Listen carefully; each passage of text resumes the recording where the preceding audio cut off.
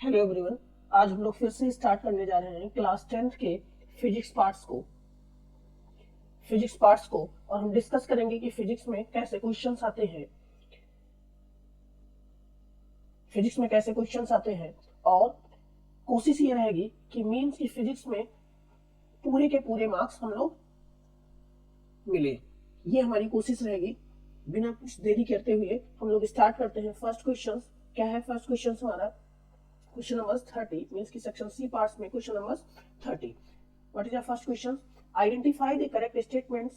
What is the identify the correct statements that explain why the path of beams of sunlight becomes visible in a smoke-filled rooms. Means कि question क्या कह रहा है कि कोई statement which statement is correct means कि why क्यों path of beams of sunlight becomes visible, वो visible क्यों होती है in smoke-filled rooms. मीन्स कि जब भी कोई स्मोक फील्ड मीन्स की धुएं से भरे हुए रूम में जो सनलाइट की पाथ्स होती है वो विजिबल्स की होती है, उसके correct justification which statement is.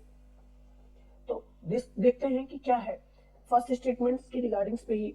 What is the first statements?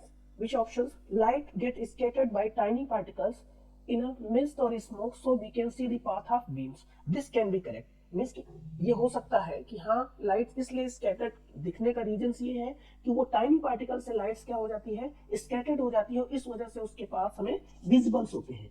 This statement can be correct means. लेकिन देख लेते हैं नेक्स्ट। कोई तो ऐसा नहीं है कि जो स्टेटमेंट्स करेक्ट हो।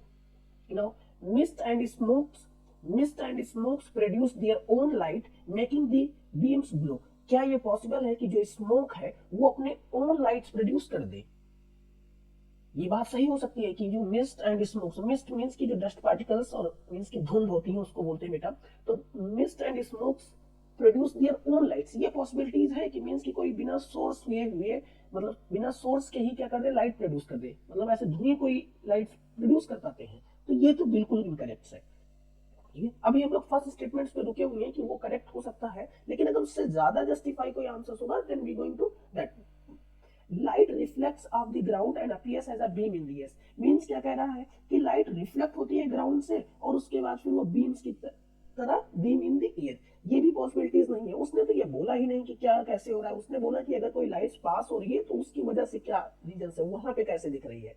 तो ये भी स्टेटमेंट क्या है, इनकरेक्ट है। Now statement fourth, light travels in straight line and appears visible as on beams. हाँ लाइट स्ट्रेट लाइन ट्रेवल्स करती है बट ये इसका जस्टिफिकेशन नहीं है कि इस वजह से वो विजिबल कर हो।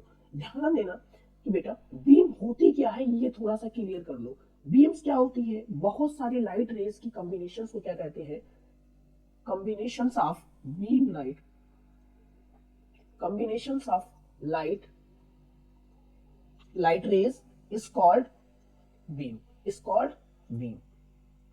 मीन्स कि जब बहुत सारी लाइट्स के जो कॉम्बिनेशंस होते हैं उनकी कॉम्बिनेशंस को क्या कहते हैं? बीम कहते हैं। तो ये कह देना कि नहीं नहीं कि मीन्स कि वो ट्रेवल्स कर रही है स्ट्रेट लाइट्स में और इस वजह से वो बीम हो जाएगी, नहीं। जब बहुत सारी लाइट रेज एक साथ एक स्ट्रेट लाइन में चले तो उनके कॉम्बिनेशंस को क्या कहते हैं? बीम कहते हैं। तो which option is correct? Option A. Means की 30 के आंसर्स होंगे option A. Now we going to next question. Question number 31। क्या है question number 31? A light enters from medium A, means की लाइट इंटर्स कहां कर रही है? मीडियम ए से टू मीडियम बी। मींस किस मीडियम में जा रही है? बी में। क्या एक्चुअल्स में, अब इसको ध्यान देना, अगर लाइट स्ट्रेट जाती तो उसका पाथ कैसे होता? ऐसे। अगर लाइट्स नॉर्मल्स की तरफ, अब नॉर्मल्स क्या है? नॉर्मल्स तो यहाँ है, ये नॉर्मल्स है, ये क्या है? नॉर्मल्स है। अब क्या कर रही है? लाइट्स नॉर्मल की टुवर्ड्स बेंड हो रही है, लाइट्स नॉर्मल की टुवर्ड्स बेंड हो रही है। और अगर लाइट्स नॉर्मल की टुवर्ड्स बेंड हो रही है दैट्स मींस कि मीडियम बी इज डेंसर और medium A is rarer. Medium A is rarer. और अगर मीडियम ए रेयरर है तो फिर जो रिफ्रैक्टिव इंडेक्स आएगी बेटा वो मोर देन 1 आएगी। फिर रिफ्रैक्टिव इंडेक्स क्या आएगी? मोर। इक्वल कब आती? इक्वल आती जब मीडियम से और मीडियम बी में लाइट रेज बिना डिफ्लेक्शन के पास हो जाती तो उसको क्या कहते हैं? मीडियम में। एक कंडीशन और है कि जब वो सिचुएशन ऑब्टेन हो, उसके बारे में डिस्कस किया जाएगा जब नॉर्मली इंसिडेंट होगी वो, ठीक है। तो जीरो नहीं पॉसिबल है क्योंकि जीरो तो होगा नहीं। इक्वल्स टू यूनिटी, इक्वल्स भी नहीं है, इक्वल्स की कंडीशंस कुछ और होती हैं। लेस देन यूनिटी मींस की डेंसर्स में जाएगी तो रिफ्रैक्टिव इंडेक्स 1 से ज्यादा ही होगी, ठीक है। और ग्रेटर देन यूनिटी, तो विच ऑप्शन इज करेक्ट? तो 31 के कौन से ऑप्शंस करेक्ट है? इसके भी ए, 30 के भी ए थे और 31 के भी क्या है? ए ही है। नेक्स्ट क्वेश्चन पे आते हैं, question number 32. It's region based. The following question consists of two statement assertion and regions. और अगर दोनों स्टेटमेंट्स असर्शन और रीजंस करेक्ट है और रीजंस करेक्ट एक्सप्लेनेशन है असर्शन के, तो फर्स्ट ऑप्शन चूज करेंगे। दोनों करेक्ट है बट रीजंस करेक्ट एक्सप्लेनेशन नहीं है असर्शन के, तो सेकंड करेंगे। फिर अगर उसमें से कोई गलत होगा एज फॉलोइंग, ठीक है। पहले हम असर्शंस रीड करते हैं, क्या है? In the given diagram the correction of the myopic size. पहली बात तो ये ध्यान रखना कि मायोपिक साइज होती क्या है। मायोपिक साइज में होता क्या है बेटा, कि जब कोई लाइट रेज इन्फिनिटी से, ठीक है, इन्फिनिटी से आए, ठीक है, और ठीक है, यहां पे अगर आई लाइट हो, तो अगर ये इन्फिनिटी से आए और बहुत पहले थोड़े से क्या हो जाए, रुक जाए, तो ऐसे सिचुएशंस को क्या कहते हैं? इसको स्ट्रेट लाइट्स में, ठीक है, तो ऐसे केस कंडीशंस को क्या कहते हैं? Myopic eyes. ये मायोपिक्स नहीं है, ये हाइपरमेट्रोपिक है, ठीक है। और मायोपिक्स का अब ऐसा सिचुएशंस होता है तब क्या करेंगे? तो इसमें कॉनकेव लेंस की यूज होगी, किसमें? मायोपिया में। ये किसके लिए है? मायोपिया के लिए। तो जो ये फिगर्स दिया है ये क्या है? मायोपिया के लिए नहीं है, ये किसके लिए है? हाइपरमेट्रोपिया के लिए है। तो दैट्स मींस कि ये given diagrams correction for the myopic eyes नहीं, ये करेक्शंस ऑफ हाइपरमेट्रोपिक्स है। तो दैट्स मींस कि assertion is true, sorry false, assertion is false. तो अब क्या हो गया कि ये ऑप्शंस और ये ऑप्शंस के क्या हो गए?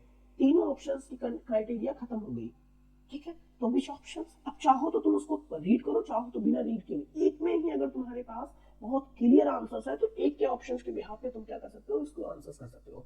मायोपिक्स arise due to the excessive curvatures of eye lens और elongations of the eye balls. हाँ, उसका रीजन से कि एक्सेसिव कर्वेचर्स का मतलब क्या हो गया कि बेटा क्या हो जाएगा, उसकी कर्वेचर्स बढ़ जाएगी, मतलब उसका फोकल लेंथ क्या हो जाएगा, कम हो जाएगा। और एलोंगेशन आई बॉल मींस कि आई बॉल्स की थिकनेस बढ़ जाएगी, जिस वजह से क्या होता है कि उसकी फोकल लेंथ थोड़ी सी क्या हो जाएगी, कम हो जाएगी। और कम होने की वजह से जो उसके लाइट्स ले जाते हैं वो बहुत पास ही उसके क्या हो जाते हैं, कन्वर्ज हो जाते हैं। और कन्वर्ज होने की वजह से उसके रेटिना पे कन्वर्जेंस नहीं होती है, तो पहले हो जाती है, इस वजह से क्या हो जाता है, इसलिए क्या होगा कि ये स्टेटमेंट्स करेक्ट है। तुम फर्स्ट स्टेटमेंट से तुम्हें आंसर्स पता था इसका कि दैट मींस किसका आंसर क्या होगा?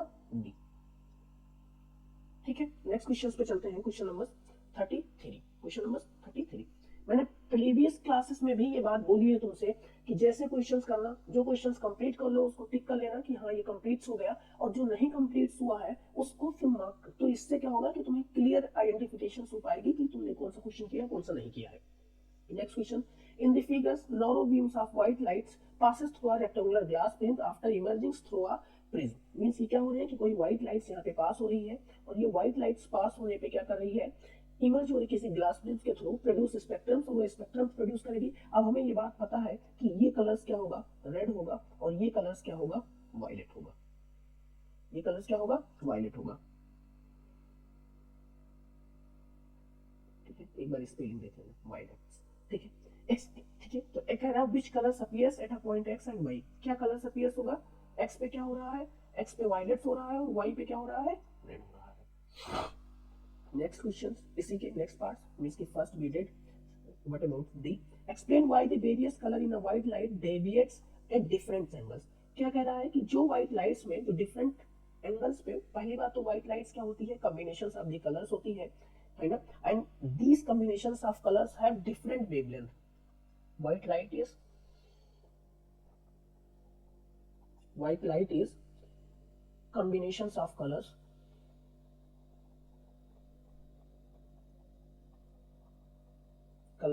and these colors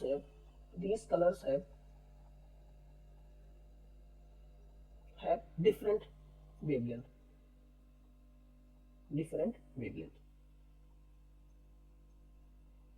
ठीक है। अब ये डिफरेंट वेवलेंथ है तो क्या हो जाएगा, अब डिफरेंट वेवलेंथ होने की वजह से जब वो क्या करेंगे, one medium to another travels करते हैं different wavelength, so when they travel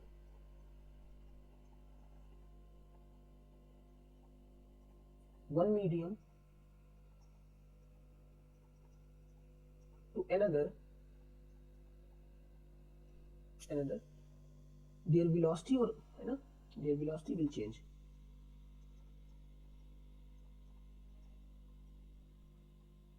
will change. Means कि जब क्या होगा कि जब वो अलग मीडियम्स में ट्रेवल्स करेंगे तो उनकी वेलोसिटी चेंज हो जाएगी, क्योंकि उनका वेवलेंथ डिफरेंस है, और इस वजह से क्या हो जाएगा कि वो डेविएट्स हो जाते हैं और अलग अलग एंगल्स पे डेविएट्स होते हैं। ठीक है, किसी को कोई डाउट्स? दैट्स मींस कि this is also done. Next questions पे आते हैं। Question number 34।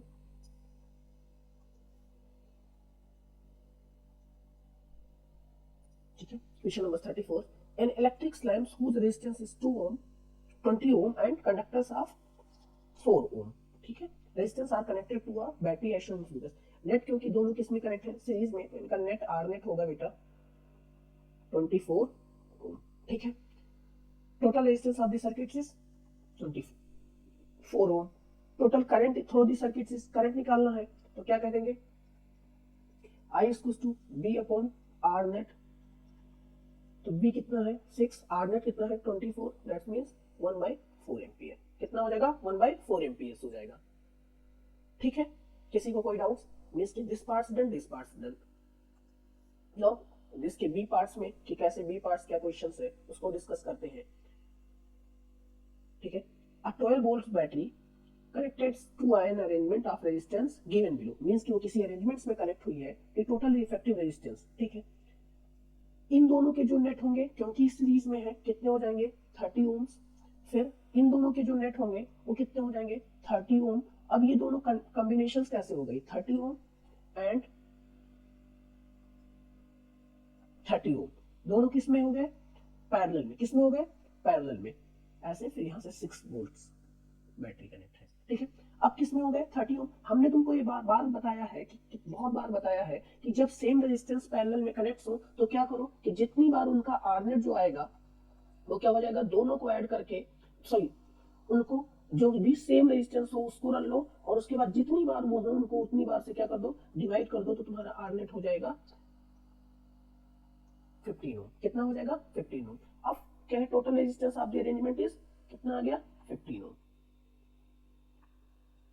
ठीक है, next total current flowing in a circuit. Total current flowing in a circuit क्या है? क्योंकि आर नेट तुम्हें पता है तो क्या हो जाएगा? I equals to B upon R net. तो क्या हो गया?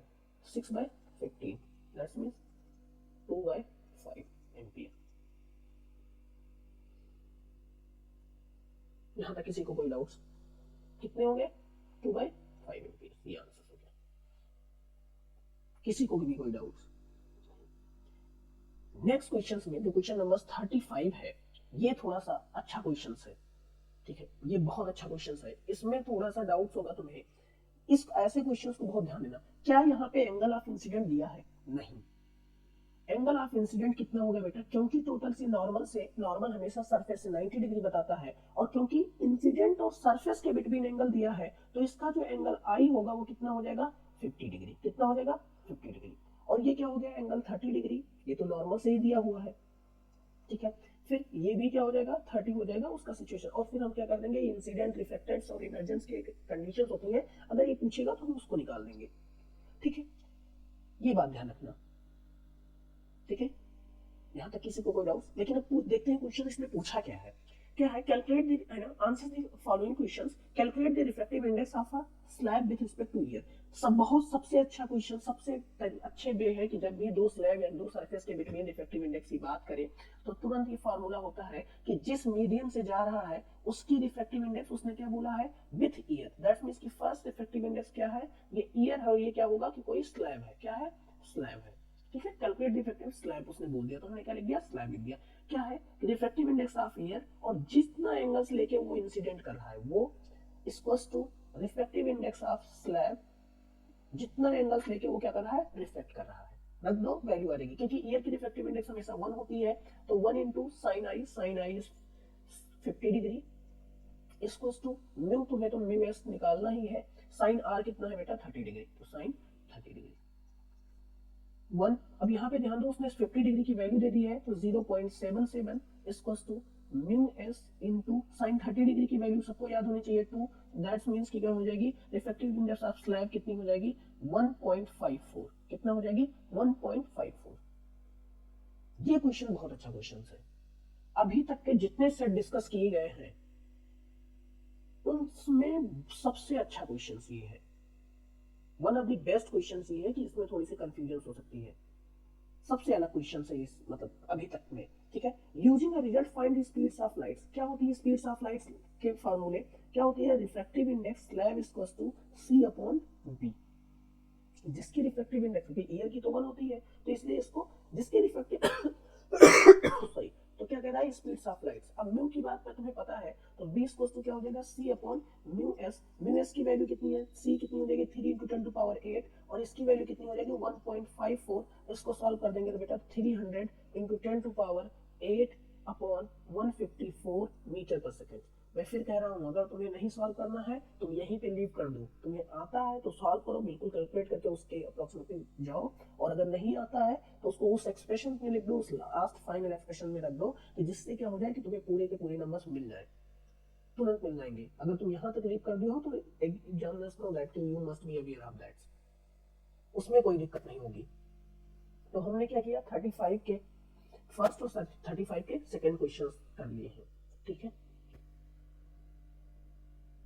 बेस्ट क्वेश्चन है इस सेट्स में, थोड़े से अलग हैं, हटके हैं, तुम लोगों ने जिसने भी सॉल्व किया होगा उनको ये आइडिया होगा। मैं फिर कह रहा हूँ बेटा, अगर तुम सोल्यूशन देख के सॉल्व करोगे तुम्हें थोड़ी सी दिक्कत होगी, इसीलिए एक्सप्लेन करने का, मुझे खुद पता है कि इसके सोल्यूशन तुम गूगल करोगे तुम्हें मिल जाएगा, इसीलिए इसको एक्सप्लेन किया जा रहा है कि ऐसा हुआ क्यों, ये सबसे बड़ी बात है, ठीक है। Next question number 36। In the circuit given below, means की कोई सर्किट है गिवन बिलो है, उसको रीड करते हैं, आंसर्स करने की कोशिश करते हैं। क्या है ये 25 वाट्स की है, ये 40 वाट्स की है, ये 60 वाट की है। मींस के 3 बल्ब्स इसने यूज किए हैं, एक 25 वाट्स, दूसरा 40 वाट्स और चौथा तीसरा 60 वाट्स का, ठीक है। इन्होंने पोटेंशियल नहीं दिया रखा है, यहाँ पे एक एमीटर्स लगा रखा है, यहाँ पे करंट्स जा रही है, ठीक है, वोल्ट्स कोई बैटरी लगा रही है। Will any of the bulb light up when the switch off the bulb is open. जब बेटा नो, क्या होगा, नो। in open circuit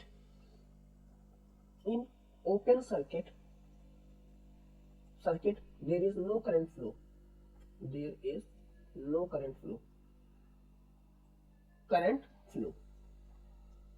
ठीक है। मींस की ओपन सर्किट्स में क्या होगा कि अगर कह रहा है कि ये स्विच ओपन कर दी जाए यहाँ पे, मींस की ये बात हटा दी जाए, तो कह रहा है कि करंट फ्लो होगा, कोई बल्ब ग्लो होगा, तो कंप्लीट ही नहीं सर्किट, तो क्या होगा, नहीं। When the key is closed, ठीक है, उसने की closed, how would you rank the brightness of the bulbs given reasons. Means की बेटा ध्यान देना कि सीरीज में पोटेंशियल सबकी क्या हो जाएगी, अलग अलग रहेगी। सीरीज में पोटेंशियल क्या रहेगी, सबकी अलग अलग रहेगी। तो जो पहले लगा रहेगा, फिर से मैं रिपीट कर रहा हूं, जो पहले लगा रहेगा वो क्या होगा, वो कम होगा या ज्यादा करेगा सीरीज में। इसीलिए क्या होता है कि हम सर्किट्स को क्या करते हैं कि सीरीज में नहीं कनेक्ट करते हैं, क्योंकि जो पहले लगा रहेगा वो क्या करेगा, सबसे ज्यादा यूज करेगा, फिर उसके बाद क्या कह रहा है, फिर उसके बाद सेकंड वाला, फिर उसके बाद थर्ड वाला। तो बिना कुछ आंसर्स किए हुए, बिना कुछ जस्टिफिकेशन के, because they are connected in a series, तो क्या हो जाएगा, सबसे ज्यादा पहले कौन करेगा, जबकि वो अलग अलग वाट के हैं, ठीक है, क्योंकि पोटेंशियल से। अब चलो मैं यहाँ पे कह दूं तुम्हें बी वोल्ट जा रहा है, बी वोल्ट जा रहा है तो करंट क्या है, सेम है, पावर इसकी इतनी है, ठीक है। तो हम क्या कह सकते हैं, एक रिलेशन हमारे पास होता है क्या, P इक्वल टू क्या होता है, बी स्क्वायर बाय आर। तो इसका मतलब क्या हो गया कि बी तो सबके पास अलग अलग जा रहा है, तो जब बी अलग अलग जा रहा है, पावर जिसके पास ज्यादा होगी, रेजिस्टेंस हो सकता है सेम, हो सकता है अलग, हमें नहीं पता ये बात को, लेकिन ये बात बिल्कुल ध्यान रखना बिना कुछ कहे हुए कि जो सबसे ज्यादा ग्लो करेगा वो कौन करेगा, 25 वाट्स का, फिर उसके बाद सेकंड और उसके बाद थर्ड। अगर 60 पहले लगा होता तो 60 कहते, 40 लगा होता तो 40 कहते। तो सबसे ज्यादा when the key is close would you rank the brightness of the bulb, yes, तो क्या हो जाएगा 25 वाट बल्ब, ऐसे बना दो, bulb is brightest and 60 watt bulb is means कि क्या कह सकते हैं, लोअर इन ब्राइटेस्ट, ठीक है। ध्यान देना बिना कुछ किए हुए, बिना किसी जस्टिफिकेशन के, बिना कुछ किए हुए कि मीन्स नहीं नहीं ऐसे नहीं वैसे नहीं, मीन्स की ये बात ध्यान रखना। जब सीरीज में होगा तो फिर क्या होगा, ये तीनों सीरीज में कनेक्ट है, तो सीरीज में कनेक्ट होने की वजह से हमने ऐसी कहानी कही है, ठीक है। Now question number 37। What is the question number 37? A student is unable to see clearly the words written in the black board. Means कि क्या कह रहा है उसको क्लियरली बोर्ड्स पे जो ब्लैक बोर्ड्स पे जो वर्ड्स लिखे हुए हैं उसको दिखाई नहीं पड़ रहे हैं, ठीक है। On a black board place at a distance of approximately 5 metres. अब उसने क्या कर दिया, वो कहां पे कितने दूरी पे है, वो ब्लैक बोर्ड उससे डिस्टेंस कितनी है 5 मीटर्स पे, कितने पे है 5 मीटर्स पे है। Name the define the cause of the defects of vision bye boy is suffering. ध्यान देना बेटा, अगर उसको क्या हो रहा है, अगर वो पर्सन वो नहीं देख पा रहा है, मतलब कि 5 मीटर्स मतलब क्या हो गया कि नियर पॉइंट 25 होती है, तो 25 से थोड़ा सा आगे मतलब 10 मतलब ऐसे कह दो कि 100 मीटर्स 100 सेंटीमीटर्स तक जो डिस्टेंस होती है उसको हम क्या कहते हैं शॉर्ट साइड, मतलब जो कहेंगे नियर पॉइंट्स कहेंगे, इतने तक दिखती है। अब अगर उसको 5 मीटर 10 मीटर 20 मीटर, इसका मतलब उसकी क्या हो गई है, उसकी क्या हो गई है, उसको नियर साइटनेस हो गई है। कि नियर की चीजें तो हो सकता है उसको 5 मीटर दिख रहा हो, मतलब अपनी कॉपी में दिख रहा हो, लेकिन उसको क्या हो रहा है, वहां तक नहीं दिख रहा है। तो इसका मतलब क्या हो गया कि जब दूर की चीजें नहीं दिखती हैं तो उस साइटनेस को क्या कहते हैं, मायोपिया। मायोपिया, तो उसको क्या हो गया है, मायोपिया हो गया है, ठीक है। कहाँ की नहीं दिख रही, 5 मीटर। मैं फिर कह रहा हूँ, तुम्हें ये बात लग रहा होगा कि 5 मीटर बहुत कम है। 5 मीटर का मतलब हो गया बेटा 15 फीट अप्रोक्सीमेटली, मतलब क्लास के लास्ट बेंच पे बैठा होगा, वहां से नहीं दिख रहा। इसका मतलब उसके लिए क्या हो गया है कि वो सिचुएशन हो गई है। Name and define the cause of defects and vision is suffering from, ठीक है। नेम क्या है, उसको क्या क्या है, कॉज कौन सी है। अब कॉजेस क्या रीजंस हो सकते हैं उसके, ठीक है। उसका रीजन क्या है, मायोपिया। मायोपिया में क्या हो जाता है, आई एलोंगेशन ऑफ आई बॉल्स, ठीक है। उसकी एलोंगेशन हो गई होगी आई बॉल्स की, इस वजह से क्या हो रहा होगा उसको, ठीक है। और या क्या बोलेंगे, नियर साइटनेस, क्या नियर साइटनेस, साइटेडनेस, ठीक है। और कॉजेस क्या है उसके, अगर कॉजेस मेंशन करना है तो क्या लिखेंगे, define the causes means elongations of eyeballs, अभी प्रीवियस में डिस्कस किया है। आई बॉल मींस क्या हो गया है, उसके आई बॉल्स की थिकनेस बढ़ गई है, जिसकी वजह से उसका फोकस पॉइंट कम हो गया है, और जिसका फोकल पॉइंट कम होने की वजह से उसके जो इमेज फॉर्मेशन हो रहे हैं वो पहले हो जा रहे हैं। तो पहले हो जाने की वजह से क्या हो गया कि वो रेटिना पे नहीं हो रहे हैं, ठीक है। Look at the below diagrams and state the focal length of the lens required to correct this defects of vision, ठीक है। इसने क्या कह दिया, अब उसने क्या, उसको तो प्रॉब्लम थी कितने की, वी की प्रॉब्लम थी। अब वी की तो प्रॉब्लम है ही ठीक है, कहां से लाइट्स आने पे नहीं दिख रहा है, ठीक है। अब उसको कहां से लाइट्स आने पे नहीं दिख रहा है, इन्फिनिटी से, ड्यू किया कहां से, इन्फिनिटी से आने पे लाइट्स उसको दिख नहीं रही है, ठीक है।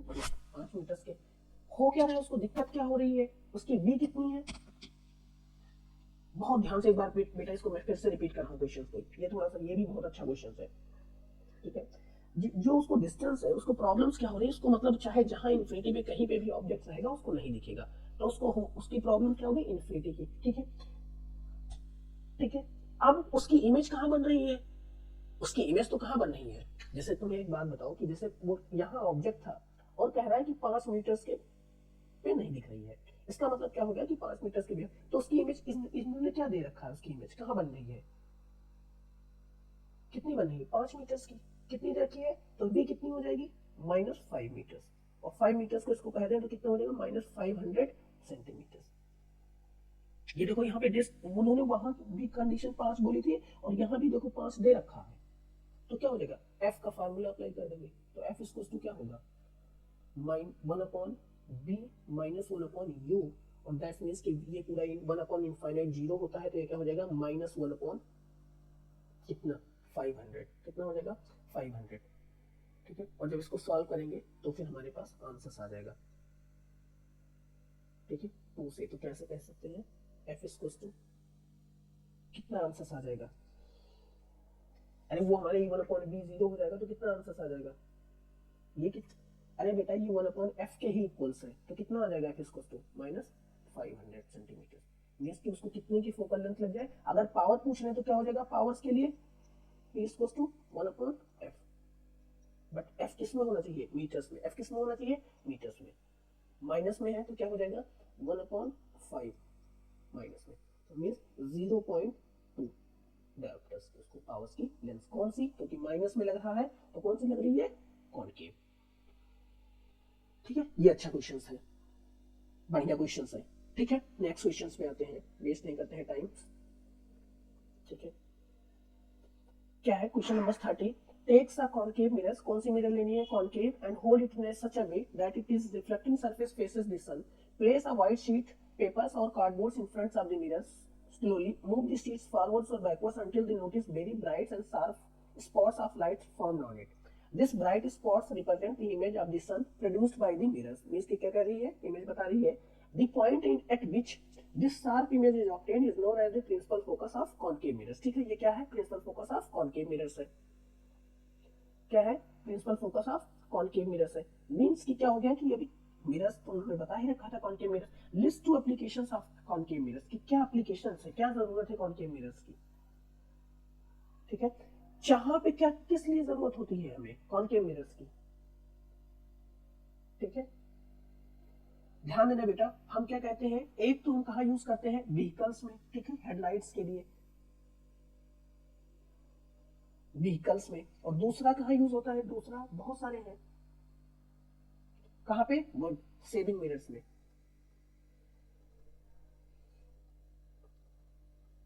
ठीक है, स्पेलिंग्स देख लेना, बहुत सारे यूज जो है।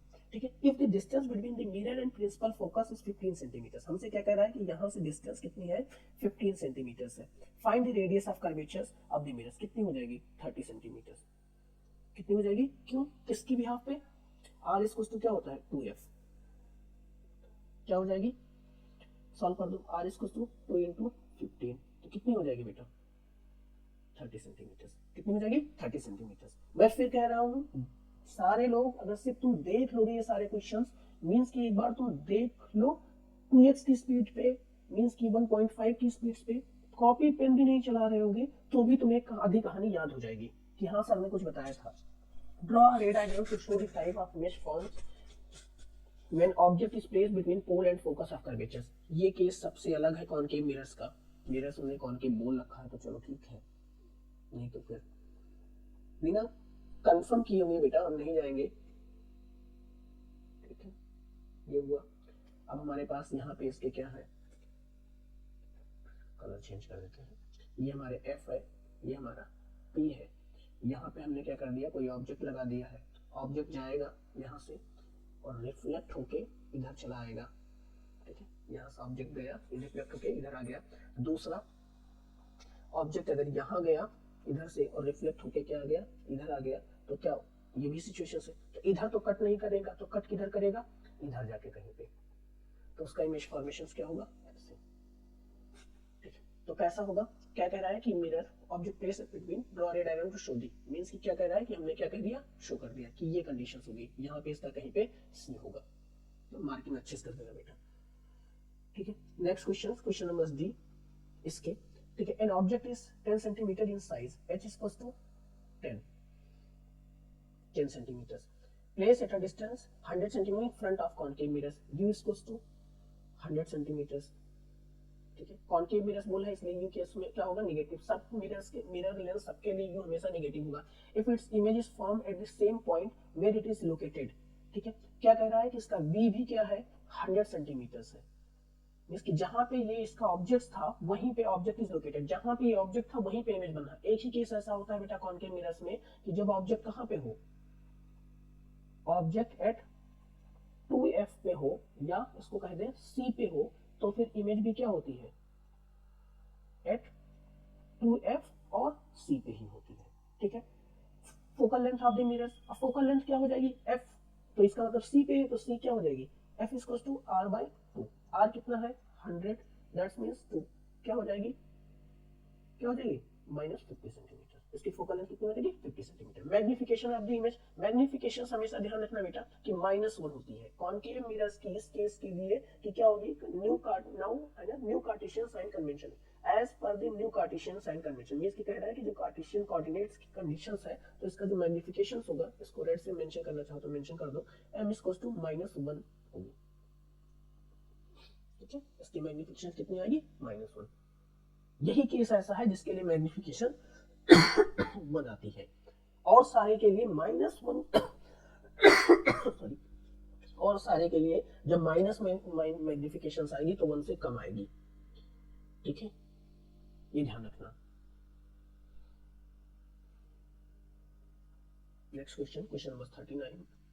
It can be last, I think so, but hope so. This is R1, R2, R3, R4, R5. ठीक है, condition C given है. The diagrams above show the electric circuits in which resistance R1, R2, R3, R4 and R5 are connected. There is a some air gap at a point of wire. At the joint of wires means कि there is a some air gap means कि क्या कह रहे हैं कि कुछ air gap है means कि जहाँ पे at the joint of wire. What is the resistance of air gaps? कह रहे हैं कि रेजिस्टेंस एयर गैप की क्या होगी, मतलब बहुत ध्यान से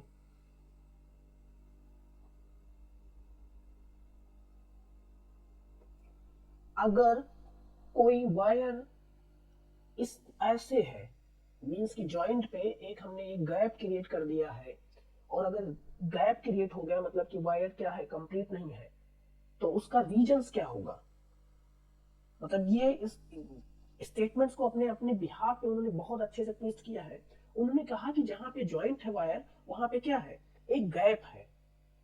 तो उस गैप होने की वजह से क्या हो जाएगा कि उस गैप होने की वजह से क्या होगा कि उसकी रेजिस्टेंस क्या होगी, उसकी रेजिस्टेंस क्या होगी, बहुत ज्यादा होगी, वेरी मच. क्या कहते हैं, वेरी लार्ज. क्या हो जाएगी बेटा, वेरी लार्ज. उसका रीजंस क्या है कि मतलब ऐसे इनडायरेक्टली कह दे कि वो करंट ही नहीं फ्लो करने देगा. सर्किट क्या है, ब्रेक है. ब्रेक है इसका मतलब क्या है कि कोई करंट नहीं फ्लो हो रहा है. कोई करंट फ्लो नहीं हो रहा है इसका मतलब वहां पे रेजिस्टेंस क्या हो गई थी, बहुत ज्यादा. ठीक है, what is the resistance of air gaps, तो रेजिस्टेंस क्या होगी, resistance of air gaps is very large. ठीक है, या ऐसे कह सकते हैं कि मींस की इनफाइनाइट ही कह दो सीधे. वेरी लार्ज कहना हो तो वेरी लार्ज कर दो. Drive an expression for equivalent resistance of the circuits. अब अगर गैप नहीं होगा तो इक्विवेलेंट रेजिस्टेंस निकालने के लिए क्या कंडीशंस होगी, ये दो साथ में है तो क्या हो जाएगा R1 प्लस R2. ये दो साथ में है, सॉरी ये R1 नहीं है, ये R2 प्लस R3 बेटा. ये दो साथ में है तो क्या हो जाएगी R4 प्लस R5. अब हमारे पास जो नई सर्किट ऑब्टेन हुई वो ऐसे ऑब्टेन हुई. ठीक है,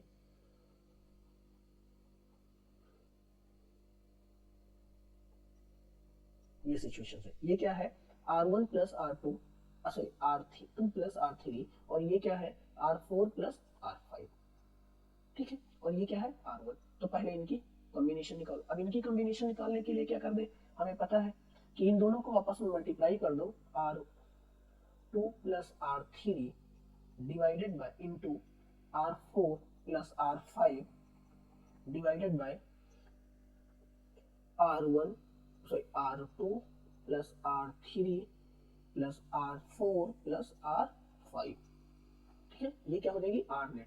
ये R नेट किसकी होगी बेटा, इसको मैं फिर से कंबाइन कर रहा हूँ.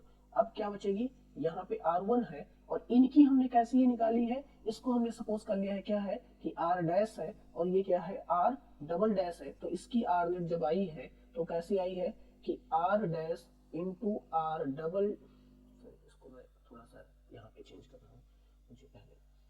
ठीक है, ठीक है, ये क्या है R डबल डैश है. तो इन सब की आर नेट जो हमने निकाली है यहाँ नीचे वो कैसे आई है R dash into R double dash divided by R dash plus R double sorry plus R double dash.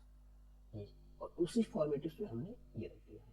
अब हमारे पास क्या हो गया R1 और ये हमारे आर नेट है. तो अब क्या कह देंगे आर नेट डबल डैश या डैश इसको क्या हो जाएगा R1 plus R2 R3 R4 R5 divided by R2 R3 R4 plus R5. ये आ जाएगा.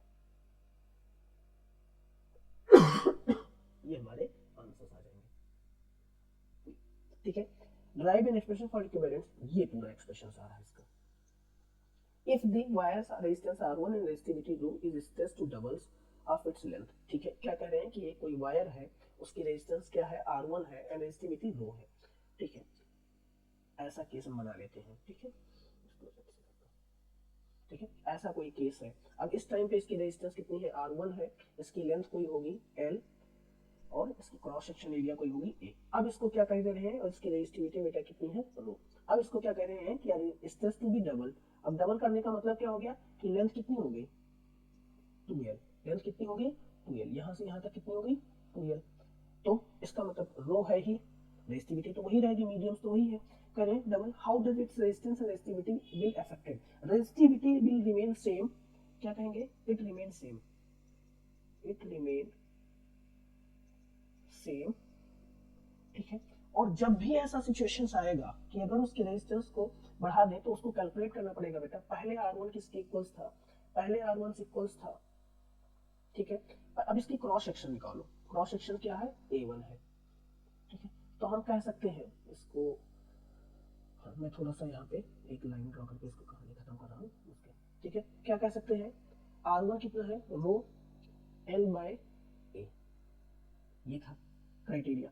अब क्या हुआ, ये R2 जो नया या R न्यू क्या हो जाएगा, R न्यू हो जाएगा रो L तो क्या है 2L है, लेकिन A क्या है A डैश है, क्या है A डैश है। अब A डैश कैसे आएगा, L into A equals to 2L into A dash, ठीक है। और यहाँ से क्या हो जाएगा एरिया उसका हाफ हो जाएगा, तो दैट मीन्स क्या हो जाएगा रो और 2 rho L by A by 2, that means कितना हो जाएगा 4 रो L बाई A, और ये किसके हो जाएगा 4R1, मतलब उसका रेजिस्टेंस कितना हो जाएगा, रेजिस्टिविटी कितनी हो जाएगी सेम रहेगी, और रेजिस्टेंस कितना हो जाएगा, रेजिस्टेंस कितना हो जाएगा बेटा 4 टाइम्स,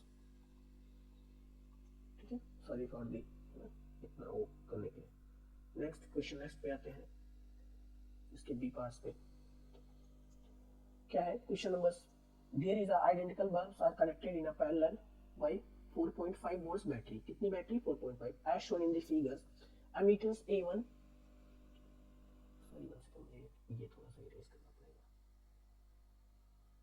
ठीक है, हाँ ठीक है। क्या कह रहा है कि ammeters A1 A2 A3 are connected at a suitable positions to measure the currents. The total current is recorded by the ammeters A. Ammeters is total currents recorded by ammeters is 2A. ठीक है। What will be the three bulbs below? है ना? When the all three bulbs below. When all the three bulbs are below.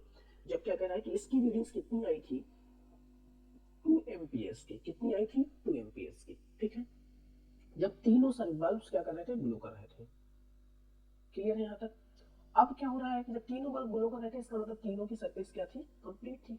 अगर तीनों की circuit क्या है identical bulb लगे हैं बेटा, ध्यान देना इस बात को, आइडेंटिकल बल्ब लगे हैं तो इसका मतलब एक ही जैसे बल्ब लगे हैं और सबकी रेजिस्टेंस क्या है, अगर आर आर है सबकी रेजिस्टेंस क्या है आर आर है, ठीक है।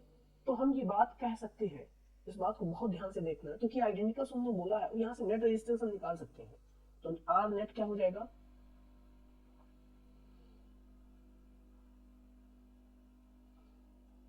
क्या हो जाएगा, क्योंकि b और i की मल्टीप्लिकेशन b अपॉन क्या हो जाएगा i, और b कितना है 4.5 और i कितना है 2, तो दैट्स मींस कितना हो जाएगा 2.25 ओम। ये क्या हो गया आर नेट, और आर नेट क्योंकि तीनों पैरेलल में कनेक्ट है तो ये क्या हो जाएगा r बाई 3, तो r इसको तो कितना आ गया 7 5 एंड 6, कितना हो ईच की रेजिस्टेंस कितनी आ गई है, क्योंकि ध्यान देना अभी हम तीनों की कैसे कनेक्ट है, अब सबके हमने जब आर बोल दिया क्योंकि आइडेंटिकल्स हैं तो सारे किस में कनेक्ट थे पैरेलल में, सारे कितने किस में कनेक्ट थे पैरेलल में, तो ये किसके इक्वल्स हुए आर नेट के ही, किसके इक्वल्स हुए आर नेट को, ये क्या हो गया आर बाई 3। हमने पता है कि जब भी तीन सीरीज में कनेक्ट हो तो जितनी बार कनेक्ट हो पैरेलल में अगर आइडेंटिकल हो तो उतनी बार उनको डिवाइड कर दो तुम्हारा रिजल्टेंट आ जाएगा, तो आर नेट कितना आ गया, what will happens to the brightness of the remaining two bulb if the bulb one is fuse, ठीक है। अगर बल्ब वन फ्यूज हो जाएगा, कौन सा बल्ब B1, ये बल्ब फ्यूज हो जाए, ध्यान देना कि अगर बल्ब B1 फ्यूज हो जाएगा तो भी इनकी ब्राइटनेस में कोई इफेक्ट नहीं पड़ेगा, है ना, there is no change in brightness, उसका रीजंस क्या है,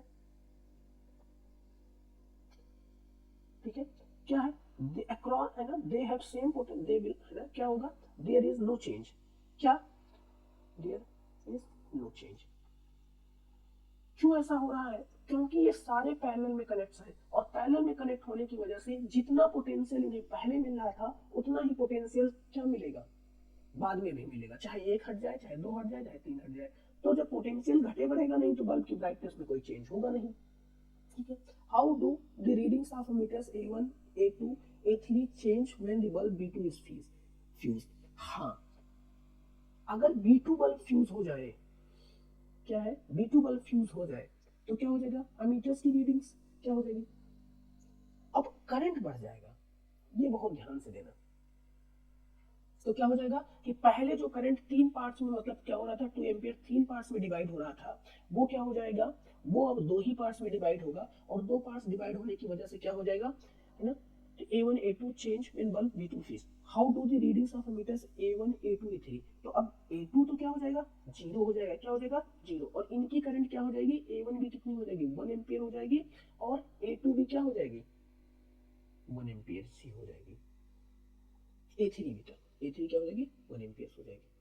इसकी तो क्योंकि फ्यूज हो गया तो उधर तो कोई करंट जाएगा नहीं, ठीक है।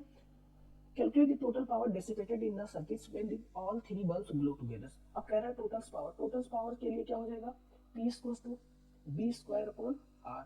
R नेट क्या है, B कितना है 4.5 इंटू 4.5, और R नेट क्या है, R नेट है 6.75 वाट।